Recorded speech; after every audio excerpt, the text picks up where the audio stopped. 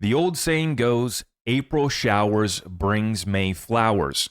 And that might be the setup that we're watching right now for XRP as we have just broken through resistance at 220. XRP moving up to $2.30 this morning. But we're going to show you now that I don't have to sell or hype up XRP anymore because we got the suits hitting it on Wall Street, hitting it on CNBC, on Bloomberg, doing the media tours, selling it for us. And not just selling XRP like it might be a cute little opportunity, describing XRP as the coin with the most amount of utility.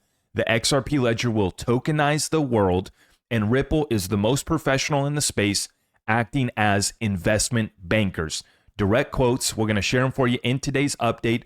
The market is trying to digest and understand where we proceed and go forward with this Trump tariff trade war. And so when Trump makes a good statement, the markets recover and they rally back up. If Trump makes a statement that we don't like so much, the markets come back down. Way too many folks who are not fundamental investors, they're following the herd, they're following the masses, and they're going to get left behind. Don't let that be you. See, we're finding projects that we are buying based on fundamentals. And then when the narrative comes back on the macro, when the Fed pivots and stops playing politics, they are going to make that money printer go burr. They are going to add a few trillion to our deficit and debt if they do pass this big, beautiful bill. And it's a matter of positioning ourselves in front of this. The recovery is going to be epic. And I believe that we have seen the worst of it. Once again, April showers bring May flowers. Looks like that's what took place here in April with the tariff liberation day on April 2nd.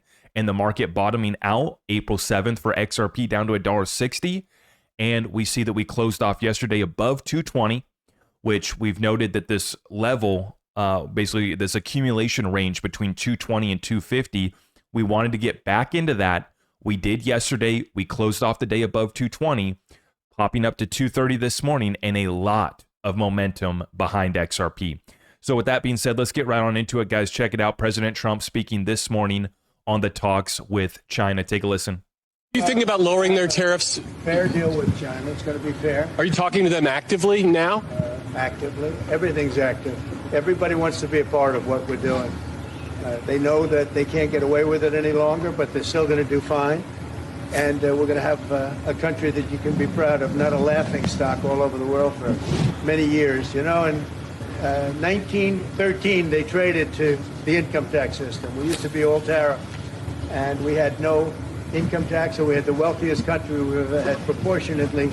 From about 1870 to 1913, it was all tariffs, and we had more money than anybody. They had committees how to spend the money. They had so much money they didn't know how to spend. Then some brilliant person said, let's go income tax. Let's let the people pay. Now, we're going to be able to substantially lower taxes when this is finished. Has to be done because I'm already seeing people are raging out right now about the cost of inflation. Now we're going to collect the student loans. You have over 5 million borrowers in default on the student loans already. Now we're seeing reports, folks sharing stories of their credit scores dropping by over 100 points. Over 7 million borrowers within FHA that the Biden administration was basically covering their butts for them. You have to understand, this is all propped up from Jerome Powell cutting rates while the market was at all-time high and inflation was still going up, from the Biden administration covering everybody's butts, 7 million plus borrowers with the FHA, from the Biden administration halting reporting to the credit agencies for those who weren't paying their student loans, from Secretary Janet Yellen front-loading the Trump administration with over $7 trillion of short-term debt that has to be rolled over. You see this setup? And so President Trump, is an incredible situation that he's dealing with right now. We got to deliver the tax cuts and the regulation cuts. Otherwise, I believe that you're going to have riots in the streets with people that are fed up with the corruption and everything taking place. Part of this whole program of cutting and slashing the government on the backside is to significantly cut and reduce tax and that burden on the American taxpayer. Now, just like President Trump said and gave everybody a little history lesson, we did operate just fine. Actually, we flourished before we had an income tax.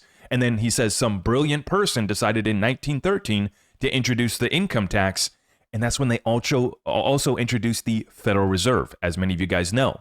So this is what we're up against. And now you have the market that just continues to overreact with every little statement and move that President Trump, Scott Bessent, or Howard Lutnick, anybody in his administration, if they cough the wrong way, the market gets scared. It's absolutely pathetic. It's not based on fundamentals. And this is what we see here this morning. Treasury Secretary Scott Bessent says that a full trade deal with China may take 2 to 3 years. So yesterday it was nice talk. Markets rally. Oh, it's not going to be bad. And they're misreporting. Basically, these statements are made by Scott Bessent or President Trump, and the media spins them. Oh, he's going to drop all tariffs. No, that's not what he said, right? And then what the news was reporting on yesterday was that they were going to substantially reduce tariffs across the board for China. That's also not what was said. Now, the plan is to reduce tariffs for China, but this is going to take time. And just like Scott Bessent says, maybe 2 to 3 years.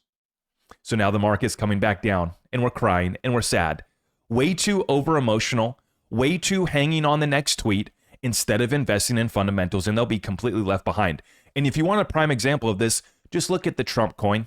The Trump coin and what's taking place this morning is a great example of folks who are waiting for the next tweet to come out, and then they pile in with the masses, and then they're going to get clapped up when the real insiders and basically the sophisticated investors use them as exit liquidity. This is the Trump coin here this morning.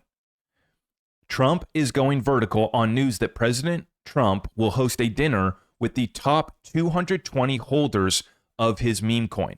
So here's the chart on Trump coin. It was down at $9 this morning, pops on up to 11.47 right now. I don't know where it's at, but this is a prime example. Oh, Trump's going to have a party? Let me buy Trump coin. There's no fundamentals behind this. It's just basically our markets have become one big pump group, but a very emotional pump group, right? And that's the problem. Now, here's the difference between what the masses are doing and what we've been doing. See, we've been accumulating from a fundamental standpoint, and now we don't have to hype up XRP. We don't have to sell XRP. We got the suits doing it for us. And I like the suit that David Strzelecki is wearing here today from Sound Planning Group. He's the CEO of this group. I want you to listen in. He speaks of the algorithms of the future. Huge shout out to DAI for clipping this one up for us. Take a listen. So there's a couple of coins that I really enjoy right now. XRP is really important. Cardano and ADA is another one that's very important. I don't think a lot of people really even know about. Solana is a very important coin with the NFTs, lower cost ways of transacting and doing things. But ultimately, the world is moving towards real world tokenized assets.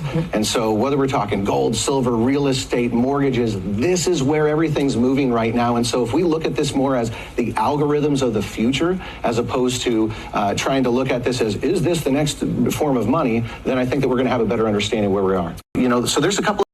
There you have it, CEO of Sound Planning Group. Let's move on over. Speaking of tokenization of real world assets, how about the CEO of Tia Cream? The fund that launched the first accepted and live XRP ETF went live last week. It's a 2x long XRP ETF, their most successful ETF that they've ever launched.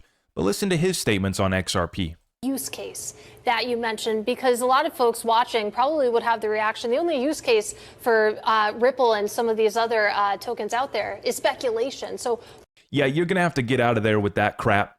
That's not going to fly anymore, Bloomberg. We're going to have to do better. You guys are going to be completely left behind, and your audience is going to be left wondering, why the hell didn't you tell us the truth about XRP, about how much utility it does have? That crap ain't going to fly anymore. what is the actual use case of XRP? Okay, so XRP, that's absolutely not the case. You can speculate in it because it's out there and trading. But XRP, they started Ripple, and I'm not going to speak for them, okay?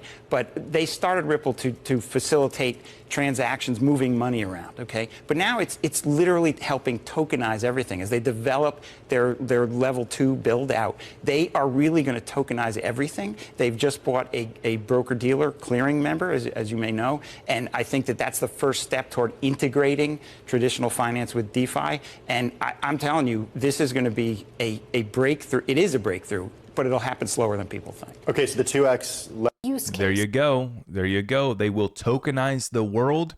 And I love the fact that he immediately refutes her statement that XRP is just for speculation. He says that's absolutely not the case. Smacks her with the facts. Love to see it. Now, we got more too. XRP is the coin with the most utility, more so than Bitcoin. Take a listen. Ripple's a company of really professional people working really hard on this. That's why we chose XRP. We believe in XRP. We're not making a price prediction, but we do believe it's a coin that will have the most utility out there.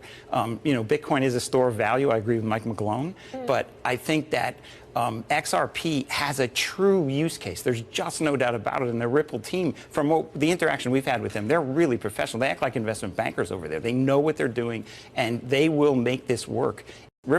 And what do investment bankers do? They buy revenue. They buy cash flow. And what Ripple just did was acquire Hidden Road, prime brokerage service that already got its broker-dealer license, that settles $3 trillion on a yearly basis, and a portion of that liquidity is going to be moving to the XRP ledger, and RLUSD is going to be the chosen form of collateral on the platform going forward. This is what we call flipping a switch. Now, folks would say, what do you mean? You can't use the term flipping the switch because we're only at 220, Zach. That's not appropriate. You can't call it a relief rally yet, Zach. You can't say that we're moving higher yet, Zach, despite the fact that we're already up over 35% from the lows, which in and of itself is a move that Wall Street gets excited about. But you can see Wall Street on the edge of their seat because they know what's coming for XRP, whether it be the Sound Planning Group CEO, David, whether it be the Tia Cream CEO, who's launched his most successful ETF ever, the XRP ETF, and whether it be these other suits like Larry Fink from BlackRock, right? They've all now admitted that they're trying to get on board, get their ducks in a row, and this does have real utility. Are they head over heels about Bitcoin?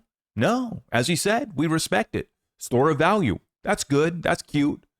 But XRP is going to be the one with the most amount of utility. And I'm telling you right now, folks are going to completely miss this. Check this one out here from my good friend Sugar, XRP Ledger. He's a validator on the XRPL now. And by the way, this goes to show you how decentralized the XRP Ledger is, because this guy, he just decided one day, hey, let's see how easy this is. Let me fire up a validator. And he did. It doesn't take much money. It doesn't take much technical know-how. There's folks in the XRP Ledger community that will help you. And so it's so funny to me that you have this asset XRP, world reserve currency. Let's make it as liquid as a G10 currency.